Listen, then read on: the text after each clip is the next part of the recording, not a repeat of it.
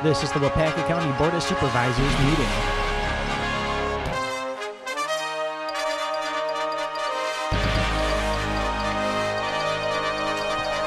Good morning, everyone. We will call the Waupaca County Board of Supervisors regular session meeting to order on this Tuesday, March 20th, 2018. And 11:15, we will welcome spring also to this meeting. Roll call, please. Or press your roll call buttons.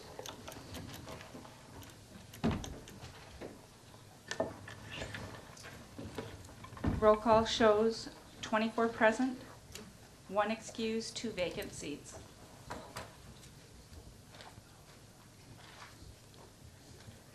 And Clerk Lowagan has the open meeting statement been fulfilled. Yes, it has. Thank you.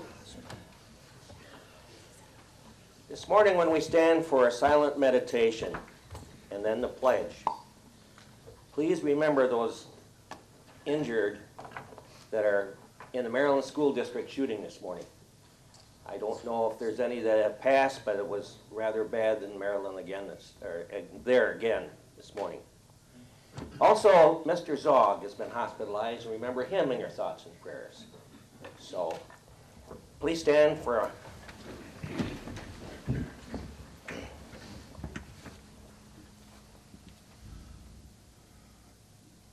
I pledge allegiance to the flag of the United States of America and to the republic for which it stands, one nation, under God, indivisible, with liberty and justice for all. Thank you very much.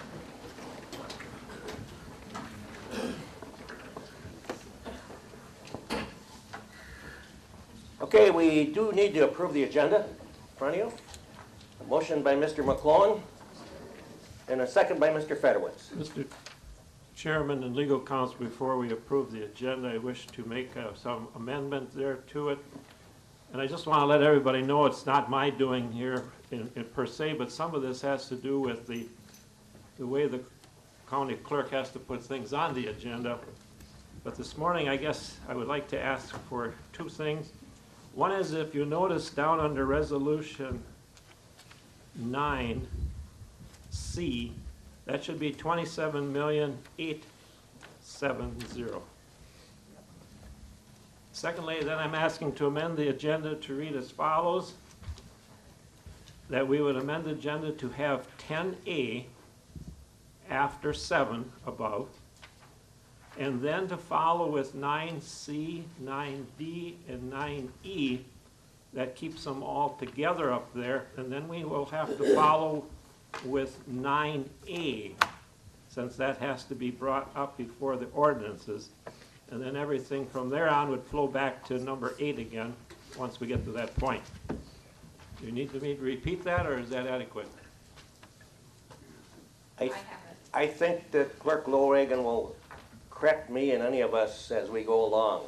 Thank you. I know it wasn't your doing, but I did suggest that a lot of this would be better in sequence if we made these changes, so some things are all together. And Jill couldn't help but put it this way. That's the way it had to be, but we can amend it. So, is there a... we need a second on that. A second by Mr. Quisman. Any questions or discussion? Please vote.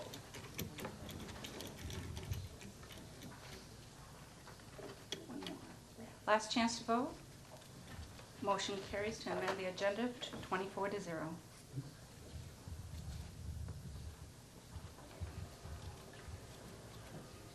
Okay, we're honored to have our financial advisor, Mr. Todd Taves, here from Elders and Associates to give us a pre-sale report. Mr. Kevin, you have to approve the minutes first. Oh, yes, we do. It's a mess today, sorry. Need a motion to approve the minutes. Motion by Mr. Nygaard and a second by Mr. Sorensen. Any questions regarding those? Please vote. Last chance to vote. Motion carries 24-0. Now, Mr. Taves, you got to stand. Thank you, Mr. Chairman, and good morning. I understand everyone has a copy of the pre-sale report for the bond issue, so I would ask that you locate that, and I'm actually going to jump right ahead to page 5, which is the first spreadsheet exhibit found in that report. So what we have this morning is a preliminary authorization of a bond issue principally to finance the costs of the highway facility project, or at least at the present time the estimated costs of that project. The bonds would not be sold until sometime this fall, so this is the first step in the process. Once the bids would be opened and the project would be approved, then we would refine the sizing of the bond if we've got better information at that point, and then bring it to market in the fall so that you would have funds in time to start the project. So what you'll find on page 5 is an outline of how we arrived at the 34.01 million sizing. So the first column you'll see is the building itself. We've been provided an estimate of $27.59 million as the expected cost. We add to that various costs of issuance that would be involved with bringing the transaction to market, including our fee, bond attorney and disclosure counsel, rating service. We would go through the Moody's rating process as we do each time we issue debt. And then the line item I would point out, the maximum discount, because that's a very large item, that is considered an allowance.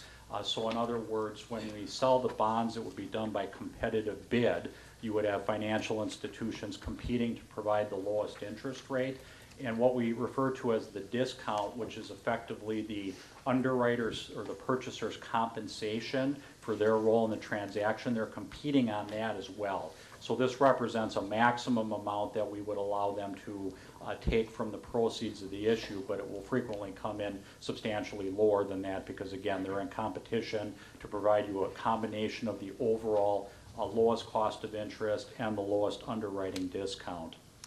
Because this is a large amount that you're borrowing, we would expect that you will have a reasonably substantial amount of interest earnings on those funds while you're investing them temporarily through the build-out process. So we've estimated just under $200,000 in interest earnings, which is used to reduce the size, and we come up with $27.87 million, which corresponds to one of the 3 resolutions. When we're authorizing bonds, we have to do them by purpose per state statute, so purpose 1 is the building.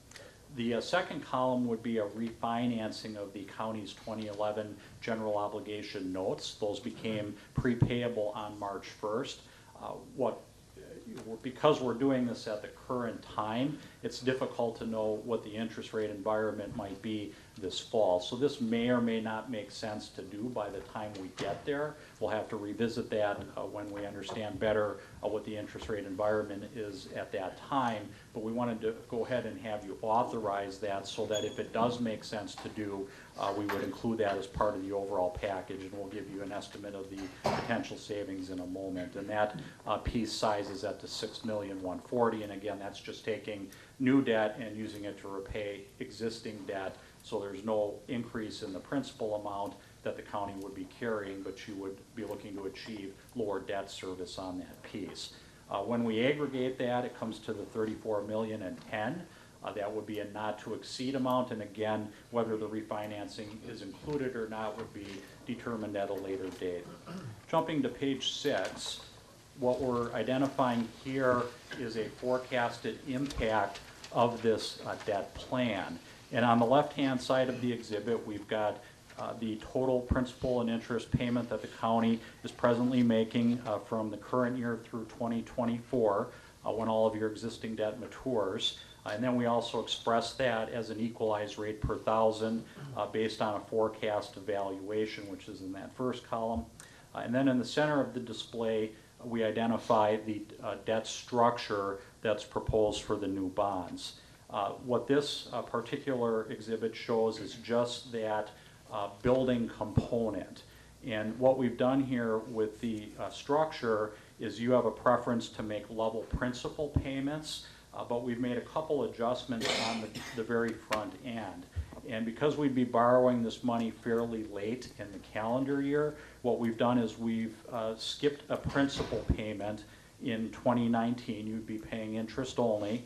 And then we have a smaller payment in 2020, a little bit smaller payment in 2021 before we would go to a strict level principal amortization. And the reason we've done that is if you look over at that change from prior year column, what this would allow us to do is to minimize the increase in the tax levy that would be needed to service this debt, as opposed to if we just started out with straight level principal payments. So on a projected basis, we would jump up about $650,000, and that would be a situation that would persist for 3 budget cycles, and then we would see a substantial $1.8 million decrease in the county's debt service levy, and that's a function of your existing debt and having a large proportion of that falling off in 2022. In terms of the interest rates, what we assumed is current market, and we've added 0.5%. Again, difficult to know where interest rates will be this fall, but if you've been following the markets at all, you've read many times that the general market expectation is that rates are much more likely to keep going up through the course of the year than they would to be either stay stable or to go back down. The one thing that's favorable in the municipal market right now is, even though we're seeing this upward pressure on interest rates, is that there is a relatively low supply of municipal bonds coming to market, and that trend is probably going to continue for much of this calendar year. So you've got the factor of interest rate pressure going up, but the good news is because there's not a lot of supply in the market, there's more competition. So there's a little bit of a favorable force working there as well. When we look at this estimated interest rate scale, as we've talked in the past, we have a different interest rate for each maturity, but when you kind of blend that all together based on this proposed amortization, the overall interest rate is about 3.12% that we're currently forecasting, and again, that builds in a 0.5% assumption of a rate increase over current market conditions. I would also mention that what you're being asked to approve today is simply the size of the bonds, and to start the process at an appropriate time later this year. You're not having to decide on the structure of the bonds today, but this was an alternative that we came up with among several that seemed to make the most sense, so we've included it in the report, but again, that can be changed. On page 7, my final comments I'll make will be with respect to the refinancing. And what we show on this exhibit is simply on the left the existing debt service that would be refinanced, and on the right the new debt service. Now, what we did for this exhibit is we assumed interest rates where the market is presently, because if we do see the 0.5% increase we've assumed on the building project, then this won't make sense to do. So this would only be executed if we see rates stay about the same as where they are, or maybe go up just a little bit. But if you could achieve rates that are similar to what we're seeing in the market right now, we would save about $55,000 over the remaining 3 years of the debt service for that 2011 issue. So again, we'll make a better decision on this at a later point in time, but it made sense to add it as part of the package since we're seeking authorization at this point. That concludes my remarks. Okay. Are there any questions?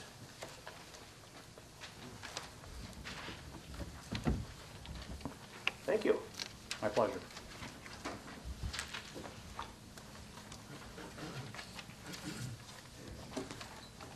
Okay, next item on the agenda we're going to is 10A. It's the new highway facility project updates with Mr. Casey Beiersdorf and Paul Reeder of Myron.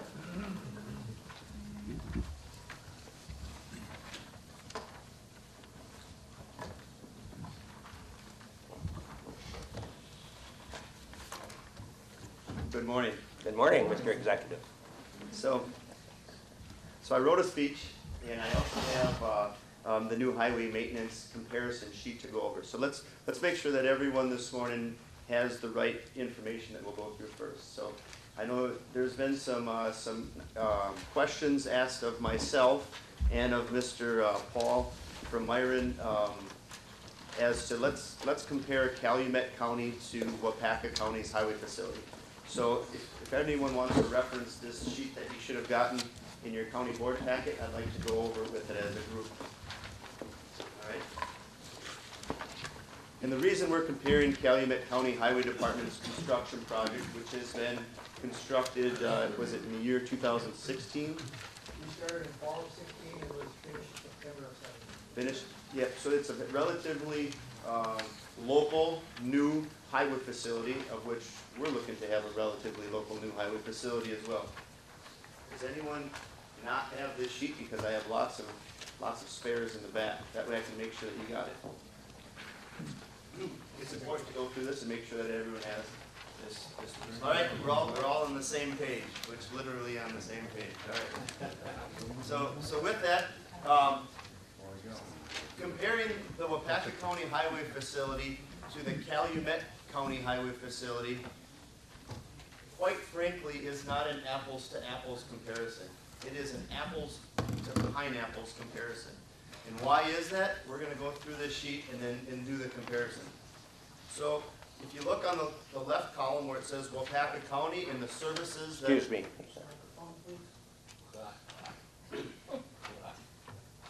So if we're going to go through the services that Waupaca County provides, as I've reiterated over the course of this project, we are a full maintenance county. We maintain all of the state and county highways. We have 333 centerline county miles of roads. Comparing that over to the right with Calumet County, relatively close, but they've got 221 county miles. So the services that are provided to our county trunk system are approximately, we have about 112 centerline miles of county roads. So that's just measuring the yellow paint stripe up the middle. Then looking over to the right, Waupaca County maintains approximately, or according to the winter snow progress reports, we plow 547 state lane miles. Now that's not centerline miles, that's actually lanes. And why there's a difference between county and state is because the state essentially measures their length of their lanes, which there's a lot of 4-lane highways within Waupaca County, and we're not just measuring the centerline stripe going down the middle. So Waupaca has about 547 state lane miles. Calumet County plows 202 state lane miles. So we're almost triple the amount of lane miles that we serve when it comes time to plow on the state highways. That's a significant increase in amount of equipment that you would have to essentially have, which includes personnel and all that. A little bit lower, currently Waupaca County, we service 18 municipalities. Now them are just the service maintenance agreements that Waupaca County Highway Department has with the townships, villages, cities, municipalities. Calumet County, on the other hand, does not maintain, well, they do minor services for their townships, but essentially the majority of it is all contracted out. Waupaca County has a huge investment into our municipalities, villages, townships. We provide their asphalt paving, their construction, their tree cutting, their chip sealing, you name it. Waupaca County provides that many more services than Calumet. In addition, we have 16 municipalities in Waupaca County that haven't signed a service agreement with us. However, we do a lot of work in them non-service agreement municipalities as well. It's just not the major chip sealing, construction, paving as you would see. A good example locally is we provide primarily all of the services for the town of Dayton, but town of Farmington right next to them primarily is all contracted out. Now there's a balance that the highway department has to have in that we're favoring private companies. We're not taking on too much work because there's just only so much services that we can provide. So that's why there has to be a balance. So we're a little over half of the municipalities we provide services for. Waupaca County has a full construction crew. Full construction is essentially bulldozers, graders, engineering specialists, surveyors, summer help, LTEs to help with all of the lawn raking, silt fence installation, you name it, we have to have that many more people on board to provide them services. Asphalt paving, we pave our roads, and so does Calumet County. They have their own paving crew. However, we also pave for an additional 18 townships in Waupaca County. Waupaca County and Calumet both share bridge repair teams. However, Waupaca County has a bridge foreman. We've got 4 certified bridge inspectors, and by federal HSI standards, we have to go in and inspect these bridges within our footprint, which is 96 bridges every other year. So that meets the federal mandates of that. Them services can be hired out. I don't know if Calumet hires them services out or not, but I know that they don't have a full bridge repair team. They do hire those out, they do not have a bridge Okay. inspector. We service a lot of the sheriff's department's squad cars, vehicles.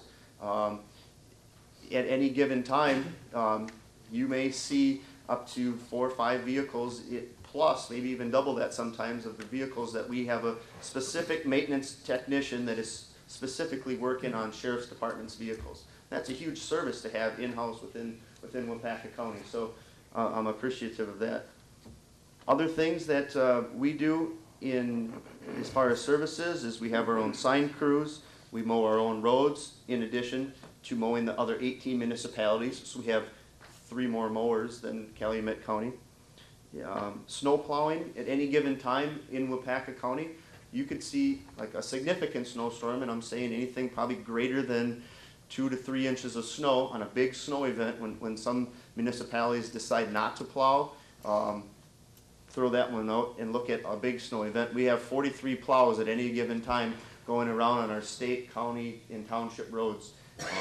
School districts of Iola is another one, as an example. And not only is that service what we currently provide, we are getting questions from all these other townships right now that we don't plow for, saying, hey, can you plow for us? Can you plow for us? And since I've arrived, I've essentially said, no, we're not staffed to do it, and we don't have enough equipment. So that's kind of a balance that we're trying to keep. Moving down to the next section where it says building maintenance area. The building area, now this is the 109,000 estimated square feet of our highway facility. This 109,000 square feet is just the main facility itself. It does not include the state salt shed, the county salt shed, the county sand shed, the fuel scale, the the fuel islands, the scale. It does not include the 210-foot long by 100-foot wide cold storage building.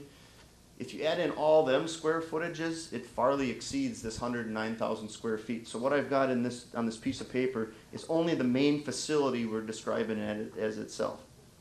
Calumet just rebuilt a new highway facility, and their main shed only was 48,614 square feet.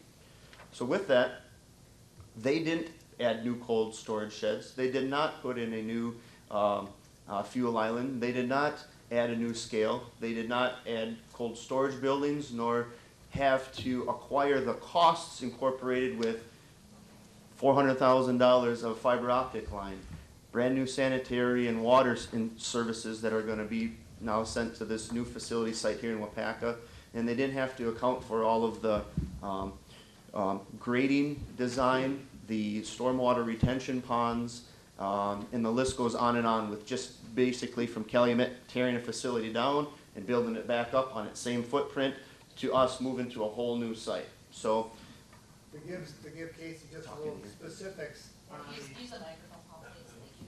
to give Casey just a few specifics, Calumet County does have a salt shed. It is across Park Avenue at their facility, so it's on another site. It was an existing salt storage shed. So it's similar in size, I think maybe half the size of what Waupaca County has at the facility currently downtown, but it was an existing facility, so they did not have to build a new one. Yours is a new facility, and you need larger salt storage sheds according to the state. Also, the cold storage shed was at the existing facility on the other, again, on the other side of Park Avenue. It's much smaller. It's maybe 200 feet by like 60 feet, 60 feet wide. So it is there, but it's a much smaller structure because they have less equipment to house in the wintertime. Their fuel island was not part of our budget. They did revise their fuel island, but it was existing. They had tanks in the ground and all that stuff. So They didn't have to provide a new fuel island. And the scales, they do not have a scale because there happens to be another business just down the road where they are. Advanced Waste Management has a scale down there. If they need something weighed, that's where they go for their scaling. So similar functions, but a lot different way that they provide those activities and those services to their people of Calumet County. Thank you. I'm just going to keep going down the spreadsheet. Our highway facility is proposed to have 13 maintenance bays, which is your mechanics, of which 10 of them would be for our maintenance staff and 3 would be for our fabrication shop. Why we have 3, for instance, you've got a project that's ongoing. It's going to take weeks, if not months. For instance, the assembly of our own trucks that we're putting together. Calumet only has 6 maintenance bay slots where they can park vehicles for repairs, and they have no fabrication shop. For equipment and cranes, we proposed 3 10-ton tracking cranes to go down each side of the maintenance bay and then 1 in the fab shop. Calumet installed 1 15-ton tracking crane just so that they can pick stuff in different areas because our facility is proposed to be larger. Their crane services 4 bays. Their crane services 4 bays. Your cranes will service all 13. So any bay that you have a piece of equipment in, the cranes will get access to. Yep. Employees, Waupaca County Highway Department employs 70 total employees. That's a lot of people. But at the same point, I understand it's a lot less than what Waupaca County had just probably 20, 30 years ago. There was a significant downsize within our highway department. With that, we have 39 employees that work out of the Waupaca shop, which is the main shop that does the majority of actually does all of the maintenance of all of the equipment, even for the outlying Helvetia, Larrabee, and New London shops. So with that, Calumet has 22 full-time employees. They do have their main facility right there in Chilton, and then their satellite shop is just to the north of there. And during the summer months, they just take all their employees and bring them right to their main new facility, and they don't operate day-to-day orders, so to speak, out of their satellite shop. So Calumet County's satellite shop is in Sherwood. If you're going down Highway 114, it's on the right-hand side just as you get past Sherwood. So it's maybe 10, 12 miles. It kind of services the northern half of Calumet County closer to the Appleton Range. And like Casey said, they operate the snowplows out of there to try to get the faster reaction, but the summer crews all work out of the main shop in Chilton. okay. Brine system. Right now, Waupaca County Highway does not have a brine making system. There is a foresight in that at some point in time, whether it's true or not, and if it happens or not, but at some point the Wisconsin Department of Transportation is looking to go to an all brine system. Not sure if that'll occur or not, but that's just what they're trying to look at doing. Brine is salt water in lieu of rock salt. Right now, we've included a system that would produce brine at our new highway facility, so we're not buying it from Portage and outlying counties, and we'd be able to produce it on ourselves. Calumet County does have a brine making machine. It's smaller, it's mobile, and they do have that service. But they have no storage tanks to house brine for long line spraying, of which someday we will get there. The automatic truck washing system, I included that. I believe that to have a fleet of equipment that exceeds millions and millions of dollars, so to speak, you need to wash your equipment so that it maintains its longevity and its life, and that its resale value down the road is there. So I believe washing your vehicles is important. They did not include one in the existing Calumet shop, so that's just a difference between us. Flipping your piece of paper over to the next side, the size of our facility is, the land that was bought in 2008 was 40 acres. Calumet essentially has built their new facility on a 5-acre lot. When it comes to salt storage, we've included that in our price estimate or space needs study. Calumet already had one built. Fuel station, Calumet just modified their existing one. We don't have one to modify, so that's included in our estimate. For vehicle storage, we've got 35 stalls, which is all interior stalls in the new facility. In the main shop, it doesn't include anything on the outlying cold storage building. So we will have many more stalls. It's just This is just the one comparing that shed, the new shop to the Calumet's. Vehicle scale, we included in that in our price. Calumet utilized an existing one down the next door. And in the next and last final column is cold storage building. We've included constructing a 25,000 square foot cold storage building, which will house our plow equipment during the summer, so it's not sun drying. It's got all of our tar in it. It keeps our barricades and drums in it.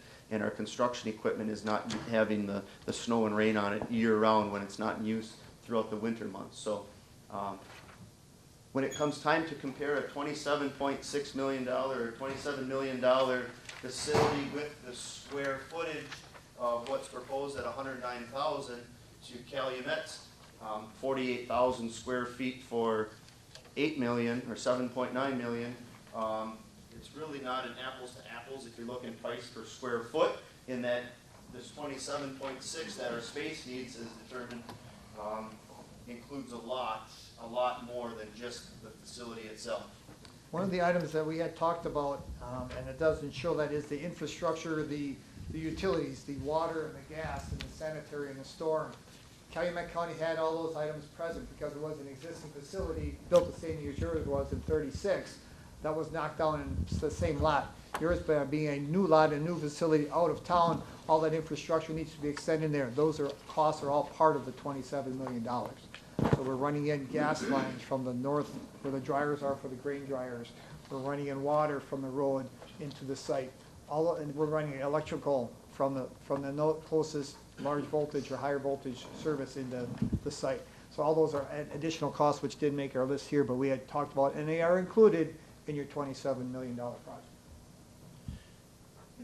One last thing is the space needs study has essentially given us a number, and it did not include the sources of revenue that Waupaca County will receive.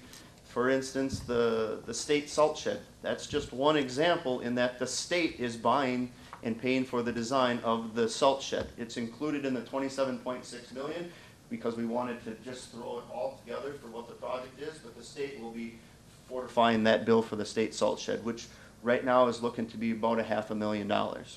There's contingency dollars that were funded into that space needs study. That's frankly $2 million ballpark of contingencies just to make sure that we have enough in our space needs evaluation. Because the last thing we want to do is say we need 27.6 and now we want more, or we need more to finalize the project. So that essentially is. Mr. Beiersdorf, I've had questions in the past regarding the wash bays for the trucks. I know you've explained this to me before, but they ask, well, how do you wash your trucks now? They do it themselves, don't they? I say, yes. But explain to us how many men it takes, how long it takes, and the dangers of even getting up there in wet feet and so on. Okay. So any vehicle that goes and plows and gets salt on it, you want to basically clean it up. You want to prevent the rust on it. You want to just make your equipment nice as you would do at home as well. With that, Wisconsin Department of Transportation at this current time has agreed with the Wisconsin Counties Association to reimburse each vehicle after a winter maintenance event or a storm, that they will pay one of our employees up to 1.5 hours of reimbursable time for cleaning that vehicle. Now, if you're going to pull that vehicle into a wash bay and wash it and it takes 5 minutes, so to speak, we're going to have to say, well, we can't necessarily charge 1.5 hours of our time to that truck, but it's going to essentially free up that operator's time every snow event for 43 trucks, which right now we're getting what this year was not a good example for an average amount of snow events, but usually you're getting anywhere on your state routes from drifting to the frost freeze-ups.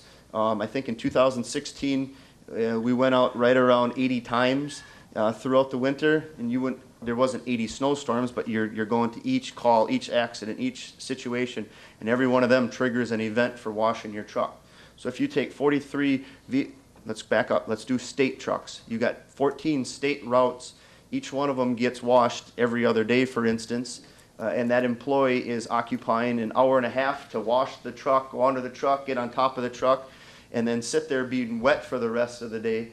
and charge an hour and a half versus getting it done by driving into a wash bay, having the truck bay go wash around you, 5 minutes, you're out. That employee is dry, and essentially they can perform an hour's more work for that one individual that day. So in addition to the safety aspect of it, if you want to clean your truck, you got to crawl on top of it and you got to wash the hood. And some of our trucks, just from ground to floor height, are right around 12 feet tall, just to the tops of the cabs. And you want to get the salt off of all of that stuff. So you don't want people crawling around on top of your vehicles. Now this wash bay not only will service the plow trucks, it'll service our construction equipment in the hand washing bay, because you can't pull a bulldozer into an automatic washing bay, because what we're designing is an underbody flush, so to speak, that you don't want to put tracked equipment or rollers on top of it. In addition, it'll wash all of vehicles like I drive, like my patrol superintendents drive, the mechanics' vehicles, you name it. It's universal. Now when it comes into the design of this wash bay, right now we've got 2 trucks in our fleet that are fairly wide because they have wings on both sides of the cab. When that vehicle goes in there, we don't want to design a wash bay just for them 2 vehicles, because the spray nozzles are going to have to be so far away just to have that big of an area. We're going to design a wash bay that meets the other 41 trucks width requirements, because just the efficiency of having a nozzle from me to Paul is that much more efficient if the nozzle is this close. So if you understand, we're not going to develop monster wash bays. So 2 of our trucks right now are going to have to be manually washed. Just knowing that you want to accompany the majority of your fleet. Try to design for the most that you can, not necessarily everything that you can, or you have everything huge and oversized for the majority of the fleet. Does that make sense? Or Thank does you, that answer your Kate. question? Yeah, thank you. Any questions? Mr. Penny? When all's said and done, and say that the project has been completed, how much open land are we going to have left for maybe any possible future needs? Future needs, just estimating off the top of my head and looking at the site plan, you're going to have about 7 acres. That's my estimate right now, it's about 7. Mr. Murphy? Gerald Murphy? Yeah, getting back to the wash bay and that and state participation of paying for, I kind of lost it all when, as to the payments and that from the state. Each time we go out and do something for the state, such as plowing, salting, whatever it happens to be, and we bring it back now and we use our own wash bay, are we going to be charging the state? Yes, we are. And we're going to, yes, we are. Yep. That I wasn't sure of. I know it Yep. was an hour and a half, you mentioned earlier about that, but we still will be charging them. Oh, yes. Yes, because that's how we're Good. going to reimburse our men for cleaning up a state truck after a state event. Thank you. You're welcome. Mr. McClone? Casey, you don't need to answer this, but in your wash bay, you'll be able to wash your pickups like you drive and everybody else drives. And I'm hoping with such a thing that the parks can run their trucks through there, the squad cars could go through there, instead of going out in every direction that we're doing right now. So you don't have to answer that, but that's in the back of my mind, that it's not only usable to the highway department, but it's usable to land and water van, on and on. Thank you. Supervisor Boyer? Yes, I want to thank Casey. He and Paul both know that I had a concern about the square footage, and I think you've answered all the questions, so thank you. Thank you, Joyce. So, Mr. Kep and I wrote a speech yet. You want to hear that? No. Supervisor Craig may have a speech. I don't know. No, I have a question, and it comes from your minutes, because all of us who live in Wisconsin are overly concerned with pitched roofs and snow in the wintertime. And I noticed that you had talked about the 2 types, being the roof pitch at 1.6 million or an internal pitch at 600,000. Which way are you leaning to having? We're leaning towards the internal pitched roof. nothing's flat. No, what on the inside, or essentially it's all pitched internally, so that your snow loads, your water loads, anything that is basically collecting moisture-wise would flow on internal drains, and the piping would essentially be in the middle of the building, the big warehouse building, and it would come down the big columns and go through a storm sewer run all the way to the retention pond.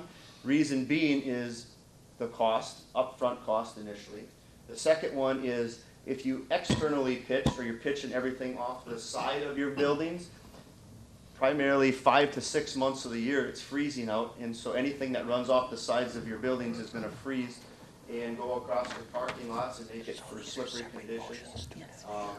It's in the design of the trusses is a big factor in it, in that if you want to pitch a roof, you need to have a 1/4 inch of fall, an estimated 1/4 inch of fall. I mean, I'm not a roof engineer, but you need a 1/4 inch of fall for every 1 foot of run, so to speak. So with that, if the run from the column to the outside of the building is essentially going to be 100 feet, we're looking at 25 feet of essential airspace just above our roof line to meet that peak in the center.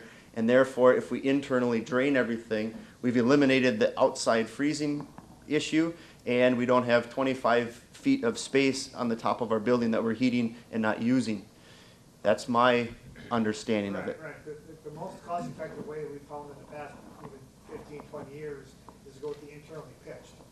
As Casey says, the trusses are much more built, or they're built to hold that and scale that, and running the water inside prevents it from being a safety issue. We've got like 16 exterior overhead doors, 4 of them on the vehicle, 6 bays. We got like 2 for each bay, 1 driving in and out of the repair bays. So you got like 16 doors on the outside that would all be exposed to water or snow dripping down and melting and freezing from the overhead doors. Causes problems with the overhead doors, but also it's a safety issue going in and out with vehicles and with manpower. So we want to build the safest thing we can. Thank you. You're welcome. Any other questions? Okay, I guess we're ready for your speech. Okay, thank you. Okay, I'll start word for word, just like I thought of it last night as I was writing it. So, thank you, Mr. Chair Keppen and County Board of Supervisors, for being my leader over the past 2 years. You've done a great job. I also want to thank you for teaming up with your highway department to continue looking into the bright future of Waupaca County. We have found some great collaborators and great architects in Myron Construction and their teams. Together we will ensure that the progress of this project meets your standards as well as stays within your bond boundaries. Most importantly, we will continue to provide infrastructure services to your county constituents while this once-in-a-lifetime project continues to take motion. Our alliance makes a difference, and together we can continue to accomplish great things in Waupaca County. I'm excited to be here today. This is about the 10th time I've been honored with informing Waupaca County with either status or progress updates of the new Waupaca County Highway Facility. It's hard to believe these 2 years have gone by so quickly, but when you love what you do, that seems to happen. One of the biggest reasons this job is so great is the people I work with here at Waupaca County. I also work with some incredible people leading our towns, cities, and villages. It's awesome to see how a community can team up to accomplish so many great things. A recent example was seeing the amount of people that came together to celebrate the St. Patrick's Day Parade this past Saturday in New London. That was just one example. Last month, the turnout in Marion for their annual Fish Derby was just as rewarding. The list goes on with the Iola Car Show, the Manawa Rodeo, Scandinavia, and Big Falls Corn Roasts, not to mention all the Waupaca, Waiawega, and other community events that take place here in our county. As I prepared for today and thought about our past accomplishments, our future goals, the great people who work within the county, our community leaders, one word came to mind, and that was stewardship. Stewardship, by definition, is an ethic that embodies the responsible planning and management of resources. I think it accurately describes how we, your county government, approach our jobs every day. We take great pride in our work and are dedicated to making Waupaca County the best that it can be. I believe the only way to achieve that kind of success is being smart with your money. My mother gave me great advice: if you keep principle separate from your emotion, you'll keep on track. The black and white truth can steer you towards a desired outcome or goal. My goal is to drive our department in the right direction and continue maintaining our infrastructure with the budgets that make our roads as safe as possible. I also know the sacrifices it takes to keep from overspending. I'll reiterate what Waupaca County's Highway Department's mission states and has stated before my career began here. There's always going to be a need for our highway department. The Waupaca County highway system will be the premier highway system in Wisconsin, boasting roadways of the highest quality that provide the safest transportation for current and future generations. The Waupaca County Highway Department will be a transportation leader fueled by a highly trained, collaborative, energetic, and dependable team totally dedicated to providing exceptional public safety and service. The team will be empowered by the use of modern methods, technology, and public support that is earned by doing things right and doing the right things. Our highway department will focus on making bigger, longer-lasting repairs instead of short-term fixes. This new highway facility will be host to the many men and women of whom will serve Waupaca County during and well after my tenure here. I'm ready for another great year. Thank you. Thank you, Commissioner. I just want to thank you for the great job you do leading our department. Thank you very much, and thank you.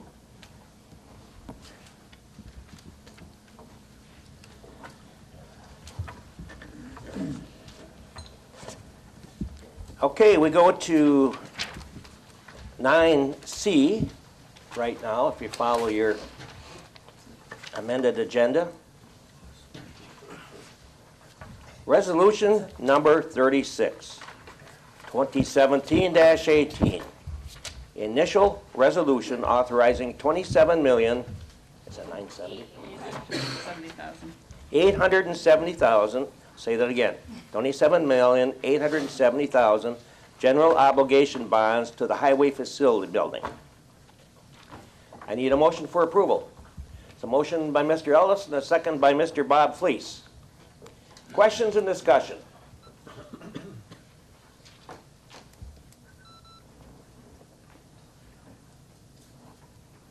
Questions or discussion? Supervisor Craig. My constituents agree that a new highway facility is needed to replace the aging structure. They do not agree that the price is right. The price of $27.87 million is too high. Add the interest of $9 million plus, and the price comes to $36,884,096. A facility can be built for less and still serve the needs of the highway department. As I listened to Myron at a special building committee meeting, it was explained that the project would be divided into various bids. However, the Myron man explained that if the bids came in lower than estimated, it meant that money could be spent on something else. My hope that we could save money and not spend it was gone. The $27.87 million would be spent. In our budget, our debt service levy is 20% of our total levy of $6.80 this year. So every 20 cents of the dollar goes to debt. My constituents are conservative. They do not want this much spent on a highway shop. This is not the end of borrowing. The Public Property Committee had Dimension Madison Design Group study and survey the facility needs of the courthouse.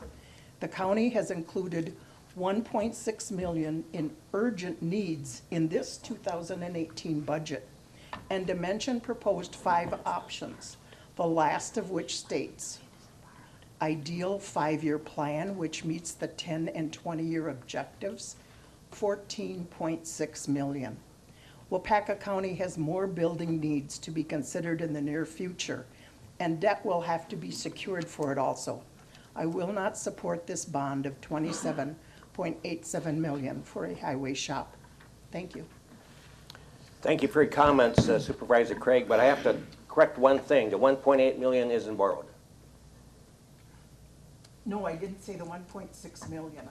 That's in our budget. That is not borrowed, correct? Okay, thank you. I did not mean to imply that. Okay, thank you. Any other discussion or comments? Mr. Fedorowicz. I duly respect Supervisor Craig's comments. I don't think there's ever going to be a time or place where everybody can agree on something of this magnitude, but I think you have to go back to the basics of how people rationalize some things through. There are some people that are always going to think something's too expensive for the wrong reason or too cheap for the wrong reason. In my career of 43 years in the financial business, I dealt with people and businesses, and they went through a series of economic thinking, and prudent people go through these series of mental or written processes to arrive at a conclusion. When you buy a car or you buy a house, you also did that at one time, I believe, your supervisors that are present here when you built this new courthouse. Not everybody was in agreement. Some people thought it cost too much, whatever the case might be. When I had my oil change yesterday at the garage in Clintonville, I won't say where, I just looked at a car in the showroom there. It was $51,000. For some, $51,000 is good. Other people, it's too much money. But we all have to share and do what we need to do and live with what we buy and purchase. I always go through the three processes, which I did with my clients. Do you need it? I think in this question, I think Mrs. Supervisor Craig come to that conclusion. We probably need it. The building that we've been in is outlived. Can we afford it?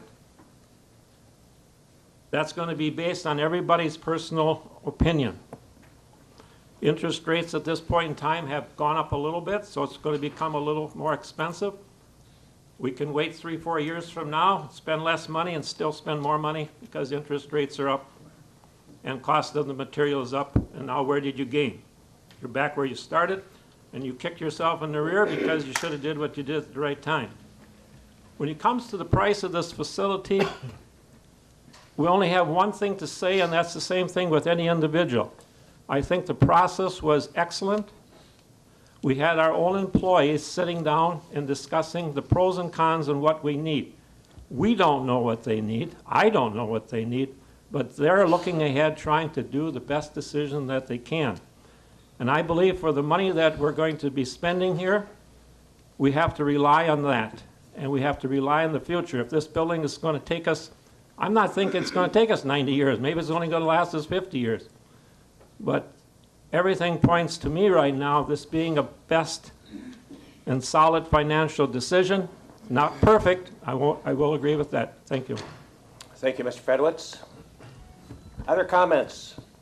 Mr. Sorensen? I would just like to say that I totally agree with Supervisor Fedowitz. I had some reluctancy initially, as we all know, regarding the project. And you know, at my age and so on, you think back in the past and so on, but I've come to the conclusion that the Highway Department and all those involved in putting this package together are absolutely right. I think the proposed structure with what our Highway Commissioner explained, I totally agree with all that. We're doing the project right, and I totally support it. Thank you, Mr. Sorensen. Other discussion? Mr. McClone?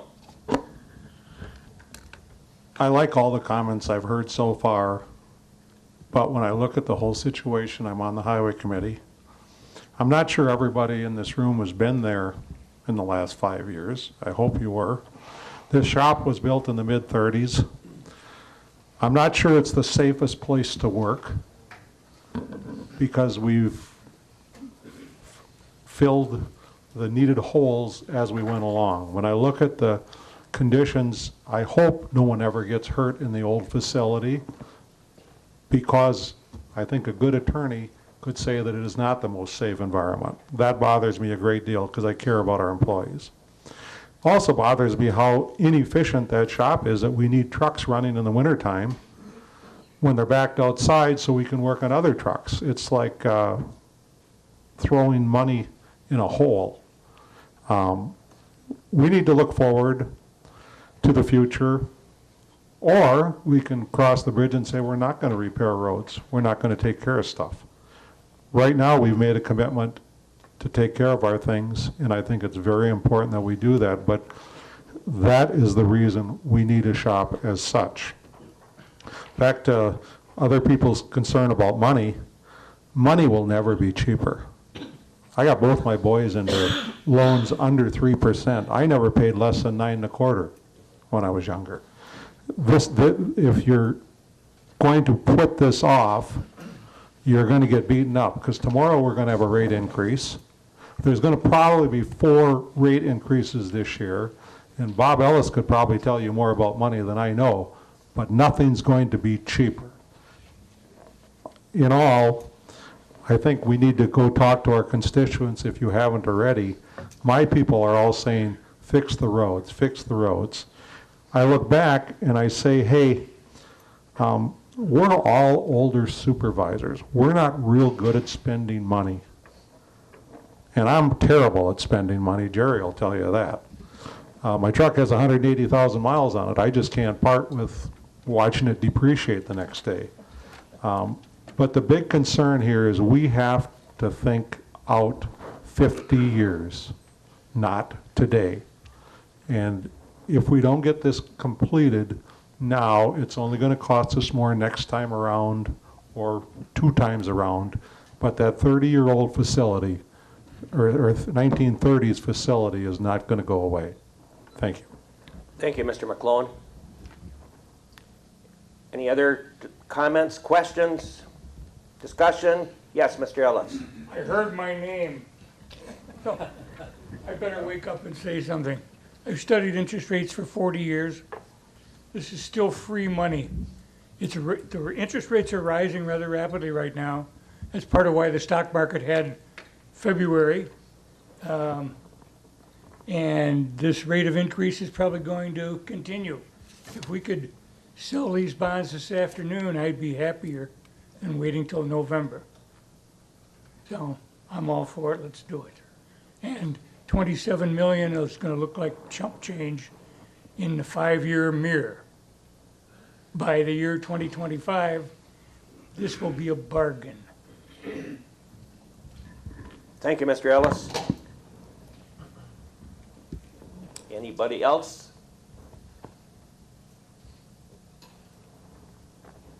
Okay. Please vote.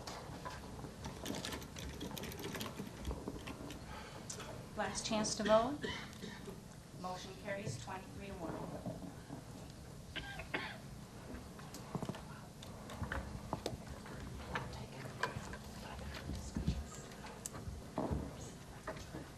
Okay, item 3, or item 9D, excuse me. Resolution number 37, 2017-18, initial resolution authorizing $6,140,000 of general obligation refunding bonds. We need a motion. A motion by Mr. Fedowitz and a second by Mr. Hendrick. Discussion or questions? Please vote. Last chance to vote. Motion carries 24-0.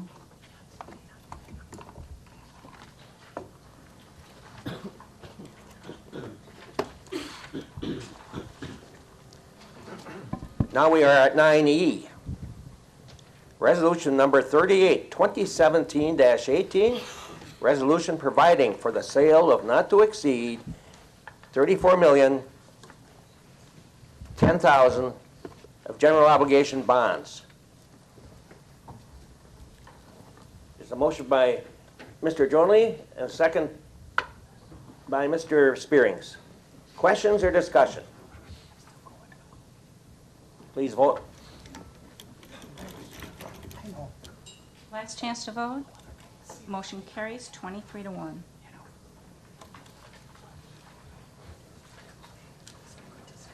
Okay, now we go to, no, 8. No, we have to go 9A first. Oh, yeah, 4A.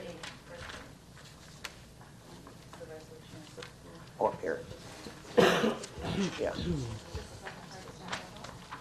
Okay, we're at 9A.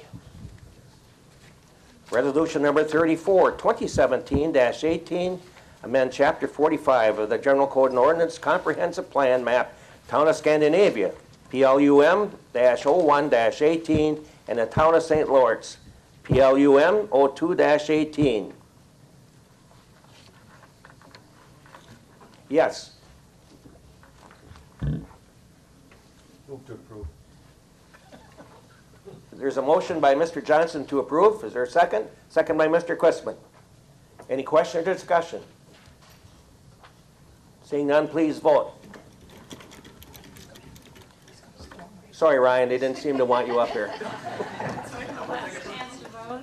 Maybe next month. Motion carries 24-0. Okay, now we can take a break, right?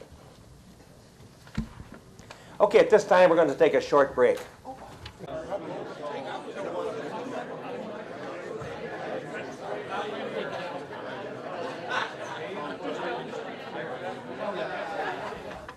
Okay, we'll resume our meeting. Now, going through the crossword puzzle here, Jill tells me we're here at 8A.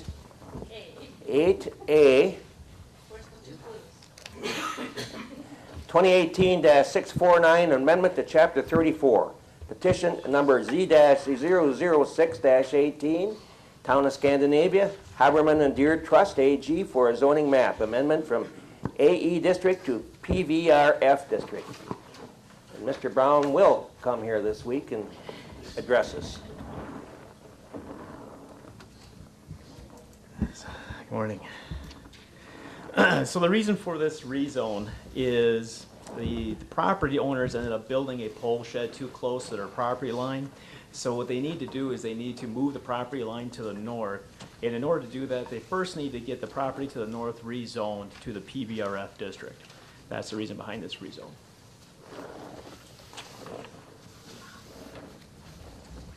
Is there a motion? Motion by Mr. Quistman, second by Mr. Penny for approval. Any questions or discussion? Please vote. Last chance to vote. Motion carries 24-0.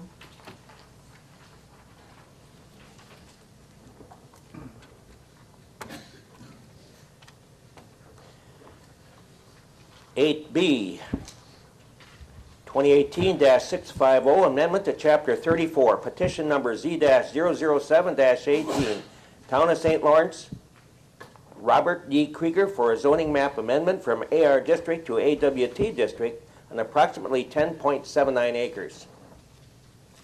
Mr. Krieger is pursuing this rezone. It's really twofold. Number one, what he's doing is he's taking himself out of farm preservation. And that was what was taken out under the resolution 34 in the General Code of Ordinance, a comp plan amendment, the Town of St. Lawrence. That's what that was doing, was taking him out of farm preservation.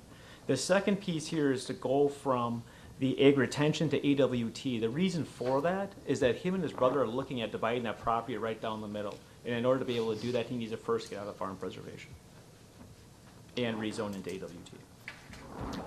Is there a motion for approval? There is by Mr. Terry Murphy. Is there a second by Mr. Sorensen for approval? Any questions or discussion?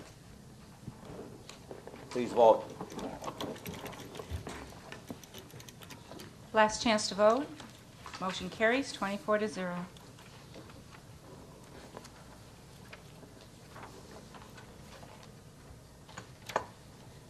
Eight C, 2018-651, amendment to Chapter 34, petition number Z-008-18, Town of Farmington, William L. and Virginia Merring for a zoning map amendment from PURF District to AWT District on approximately 24.13 acres.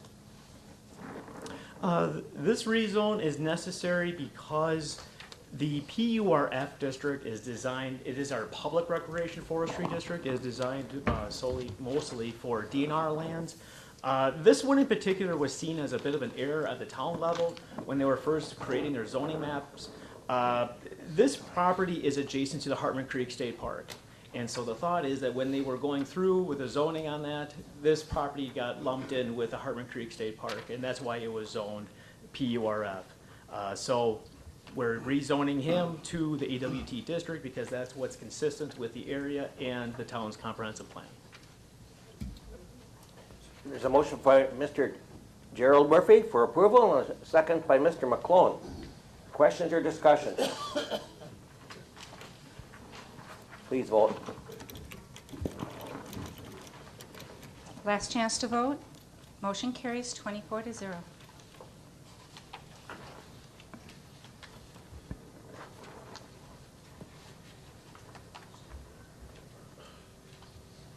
Clerk, where we are now here. Oh yes, there's 9B. Resolution number 35, 2017-18, Agriculture Enterprise Area. Now therefore be it resolved that the Waupaca County Board of Supervisors does hereby support the establishment of an agriculture enterprise area within Waupaca County townships of Little Wolf, Lebanon, Union, Bear Creek, and Madison.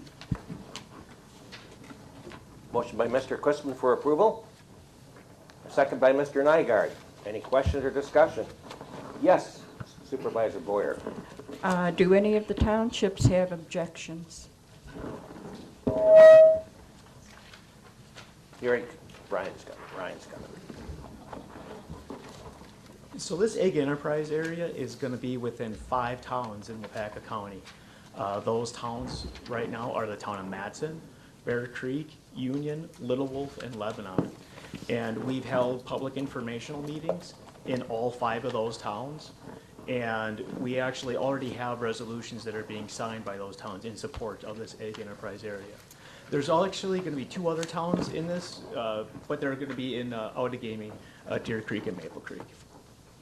And they're also in support. Is there approval? Yeah, we have. Oh, I'm sorry. Other questions, discussion? Please vote. Last chance to vote. Motion carries 24-0. Yes.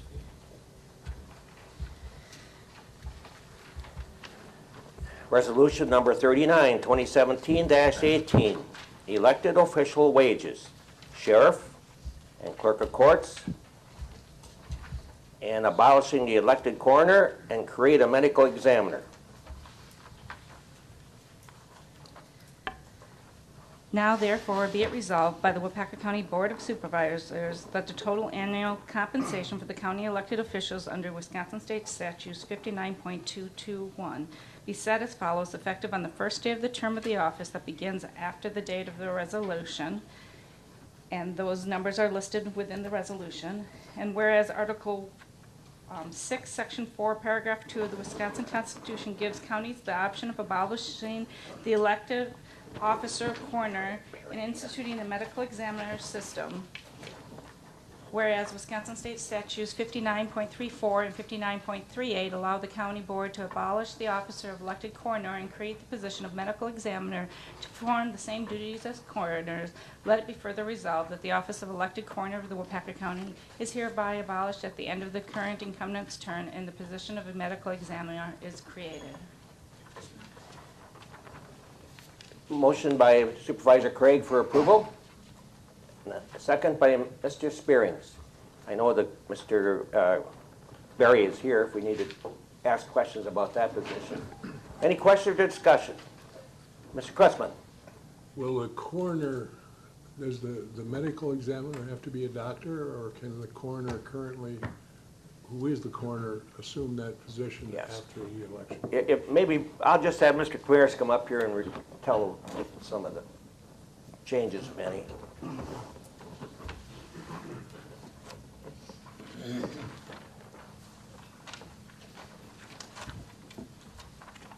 The only time that the medical examiner has to be a physician is in counties, I believe it's larger than 500,000. So that would only be Milwaukee in Wisconsin. The Office of Medical Examiner and Coroner operate under the same statute and do the exact same job. The difference is the one's elected and there's no requirement. So you got to be 18 and get the most votes. As medical examiner, we can write a job description as a county on what we want the requirements to be for the person that they hire for that position. So we can set it so that the person that runs the local gas station won't be the next medical examiner after I leave. Any other questions I can answer? Any other questions for Barry? Guess that'll do it. Thank you.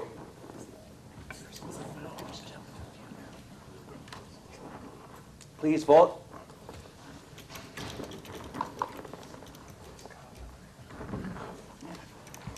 Last chance to vote. Motion carries 24-0.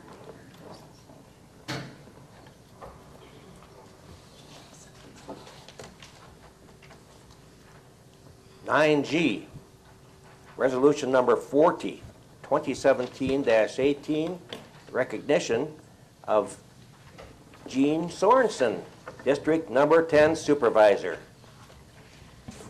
Whereas Supervisor Sorensen chose not to run for the county board after completion of his term in April of 2018, and whereas he has served the district efficiently with integrity and honor of the Waupaca County Board of Supervisors from April 1997 until April of 2018, and whereas Supervisor Sorensen's valuable input serving on numerous committees throughout the years will be missed. Now, therefore, be it resolved that the Waupaca County Board of Supervisors hereby commends Supervisors Gene Sorensen for his years of service to Waupaca County residents and guests, and wish him continued success and happiness in the years to come.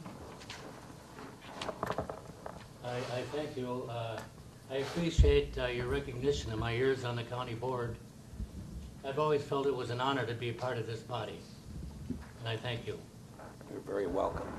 Is there a motion and a second for that? There's a motion by Mr. McClone and a second by Mr. Quistman. Any other discussion? I have one more thing I'd like to say. You bet. I haven't lost interest in many of these projects and so on, so it's my intent in the future to occasionally show up and sit as a public citizen. I have a comment to make that, of course, I've known you for a long time. When I came on the county board, you're almost like a mentor, because you are, I said this about Barrington too, but you are like, if you're modeling a county board member, that's how they should make you. You answer a lot of questions, you're positive, moving forward, and you speak your opinion, and you're a real model. And Thank you, Mr. Chairman. I appreciate your comments. Good, thank you. Thank you.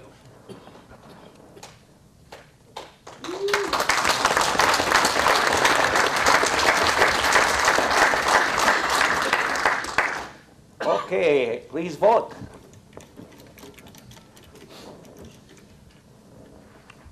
Big Abstain- shoes are you to fill back abstaining? there. Are you abstaining? I think I Okay. Motion carries 23-0. And I will pass this around as soon as we do our second one.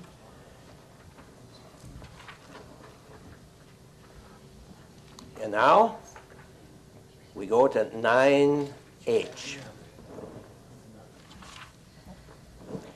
Resolution number 41, 2017-18, recognition of Donna Gabert, District 23 Supervisor.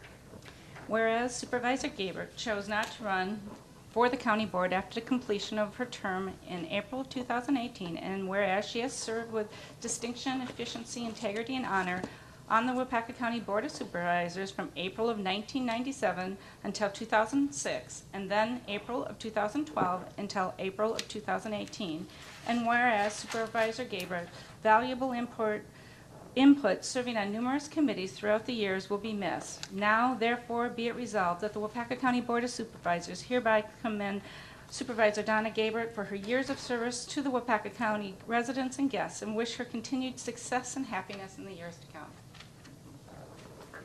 Mr. Fleece? I'm voting for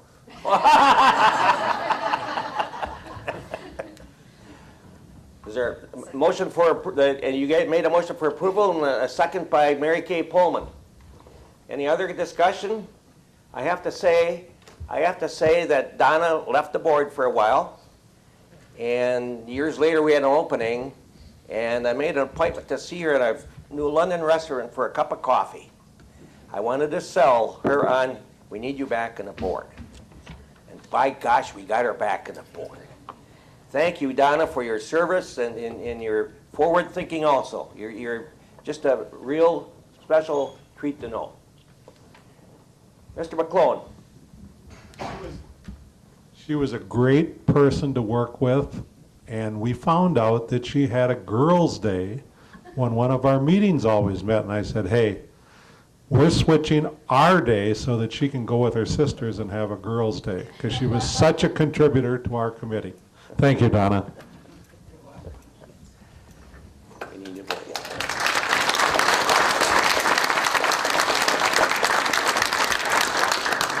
Okay, please vote. Mr. Chairman? Yes. I do have to say, like Jean, we both feel like we're kind of leaving in the middle of things, not completed, so we're probably going to be sitting out there in the audience quite a bit. You have to realize we won't let you speak then. It's okay, I just aren't present, so I'll let you know. And you know that we kept you all on here for some big decisions to be made.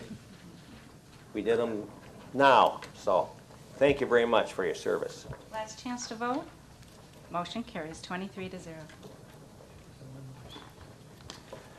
And the resolutions are going around, if you could please sign them. Oh, okay.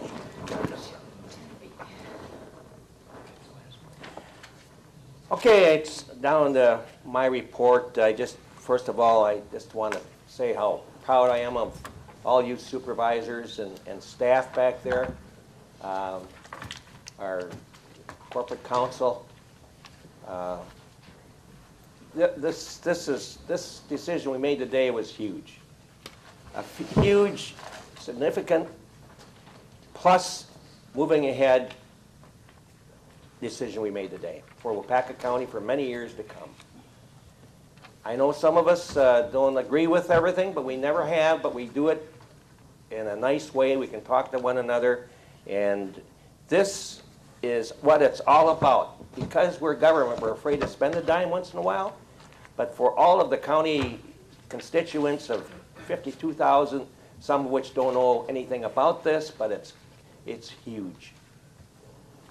I just can't say enough for the hard work of various supervisors, talking to other supervisors, all the work that Casey and his staff put in, the committees that served, and our legal counsel, Jill, did, getting together, meeting, and informing everyone, and doggone it, I try to keep everything as open to the public, open to us as possible. We had a lot of executive meetings. We had Casey give us, like he said, a lot of updates. That was huge. When Casey speaks, he speaks facts and right to our face answers our questions. It was tremendous. Tremendous job, Casey, what you did to keep us all informed and that type of thing. So all I can say is I really want to thank you all for keeping Waupaca County great. And another thing I'm so happy with is Supervisor Pullman for providing the treats this morning. However, I didn't get there in time. They're all gone, but that's okay. Don't eat them. Announcements and correspondence. Oh, no, we got Mr. Nygaard here. We got to get him on East Central Regional Planning Commission because they're looking forward to having it. Oh, yes. Sorry.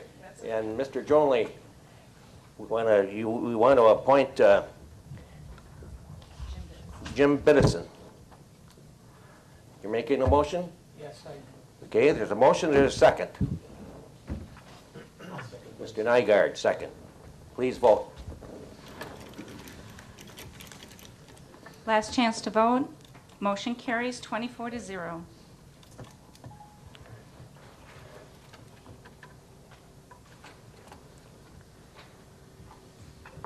Now I'm appointing Supervisor James Nygaard to East Central Regional Planning Commission. Eric Fowles, looking forward to meeting you. Is there a motion for approval? Motion by Mr. Spearings, a second by Mr. Johnson. Please vote.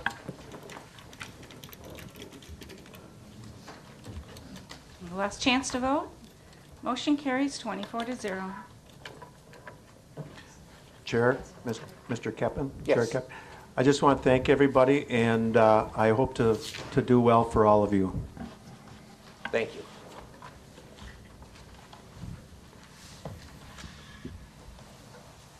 Any memos here or announcements you want to remind us of, the iPads and so on? And I did put in the packet the some information regarding some iPad trainings. If you brought your iPad in today and haven't returned it to either the office or to me, if you could do so. We'll update those in the next couple of days. They'll be ready to go back to you by Friday. And then Friday we have some training sessions set up. As well as Thursday, April 5th, we have some training set up. Initially, I had mentioned that we would invite staff to attend these meetings as well. We have chosen to separate that training for staff that wants to be there so that they can help along if needed. They're going to go at a separate day. We just thought it would be a more comfortable situation. And then we'll move forward with getting the Roll Call Pro installed as well as getting the new mic system installed. We did discover that 2 rows do not have any speakers whatsoever, so maintenance has some extra speakers, so we're going to add some more speakers, and that hopefully will help as well. okay. Need a motion for adjournment? Mr. Jonley made a motion for adjournment. Is there a second? Second by Mr. Owen. Please vote. Last chance to vote. Motion carries 24-0. We are adjourned.